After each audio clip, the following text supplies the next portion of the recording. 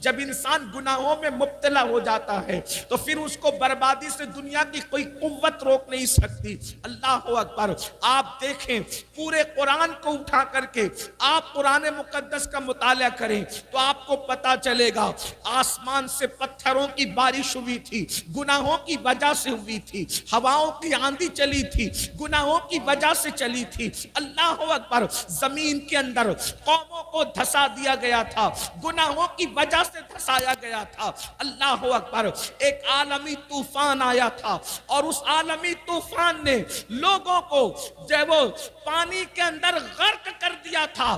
آج بھی تاریخ کے انمٹ نقوش پکار پکار کر ہمیں عبرت کی دعوت دے رہے ہیں کہ لوگ اگر دھسے ہیں زمین میں تو گناہوں کی وجہ سے, پتھروں کی برسات ہوئی ہے تو گناہوں کی وجہ سے, چہرے سوپر اور بندروں کی طرح ہوئے ہیں تو گناہوں کی وجہ سے. اور میرا اللہ قرآن میں واضح طور پہ ارشاد فرماتا ہے وَمَا أَصَابَكُم مِّن مُّصِيبَةٍ فَبِمَا كَسَبَتْ أَيْدِيكُمْ, کہ تم پر جو مصیبت آتی ہے وہ تمہارے گناہوں کی وجہ سے آتی ہے.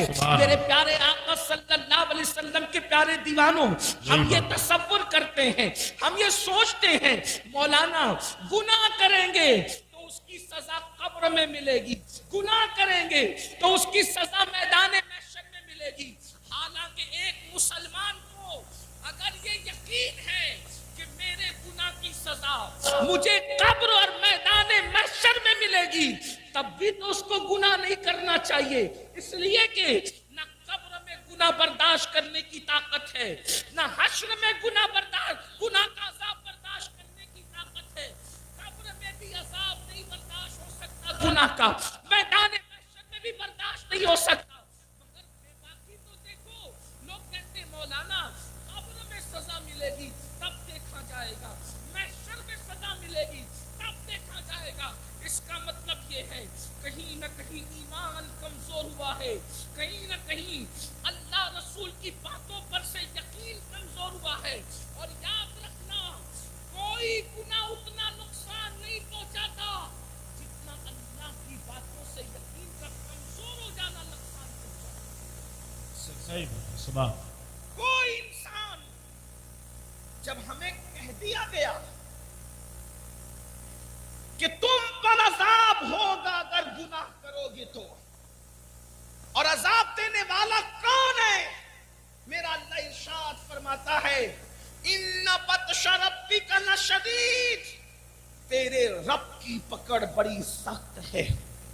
اللہ اگر کسی کو پکڑے, اللہ کسی کی پکڑ کرے, اللہ رب العزت کسی کا محاسبہ کرے, اللہ اکبر. ذرا سوچو تو صحیح, اگر میرا اللہ ہمارے سر میں درد دے دے, صرف انسان کے سر میں درد ہو تو رات بھر وہ کروٹیں بدلتا ہے, اس کو نیند نہیں آتی. اگر کمر کا درد شروع ہو جائے تو انسان تڑپتا ہے, اس کو نیند نہیں آتی. اگر آنکھ کا درد شروع ہو جائے وہ تڑپتا ہے, اس کو نیند نہیں آتی.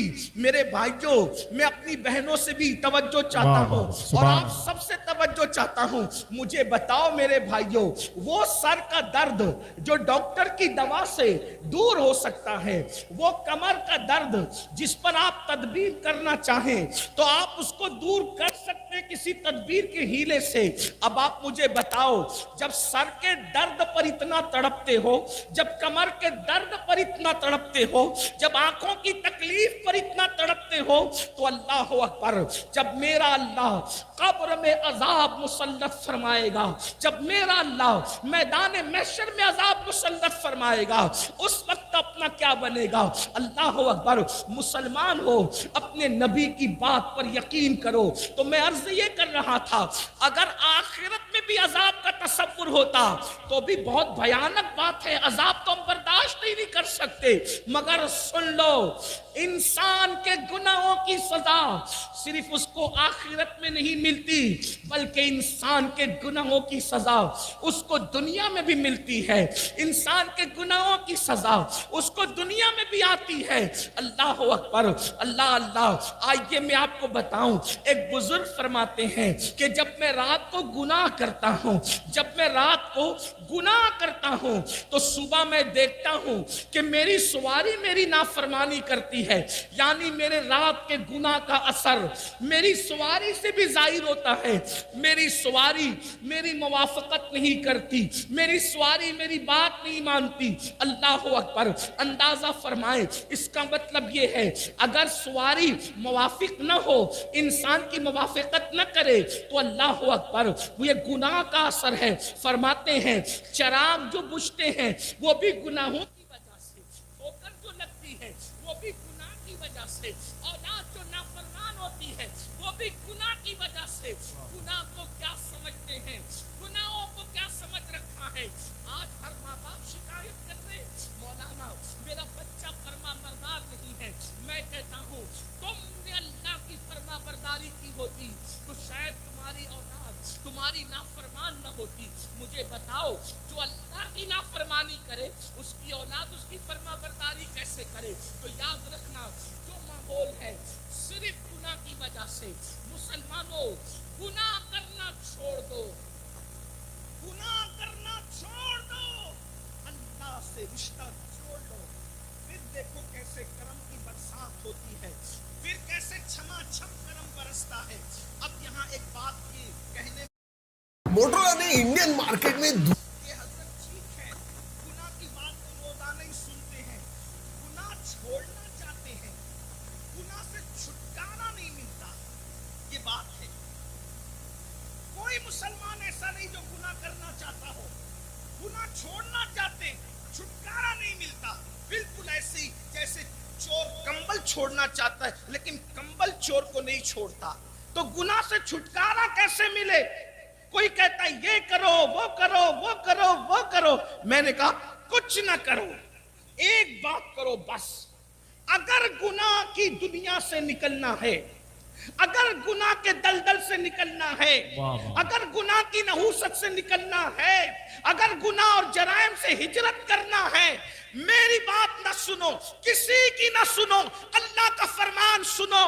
گناہ سے بچنے کا سب سے بہترین دستور قرآن میں موجود ہے. اگر گناہ سے نکلنا ہے تو میرا اللہ فرماتا ہے نماز پڑھنا شروع کر دے تو خود گناہوں سے نکلتا چلا جائے گا. کیونکہ نماز میں اتنی طاقت ہے، نماز میں اتنا پاور ہے. اللہ ارشاد فرماتا ہے ان الصلاۃ تنہا عن الفحشاء والمنکر، بے شک نماز ہر برائی سے اور بے حیائی سے روک لیتی ہے. پتہ چلا نماز پڑھو گے، سجدہ کرو گے، خود بخود دل میں گناہ سے نفرت پیدا ہوگی، برائیوں سے نفرت پیدا ہوگی، جرائم سے نفرت پیدا ہوگی.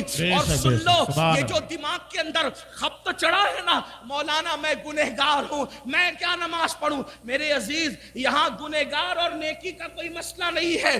میرے نبی نے تو انسان کو اللہ سے جوڑنے کے لیے کتنا خوبصورت قانون عطا کیا، کتنا حسین قانون عطا کیا. ایک بات آپ کو بتاؤں، حدیث میں جو ہے، حدیث میں جو ہے اس پر ہمارا ایمان ہے، حدیث میں جو اس پر ہمارا یقین ہے.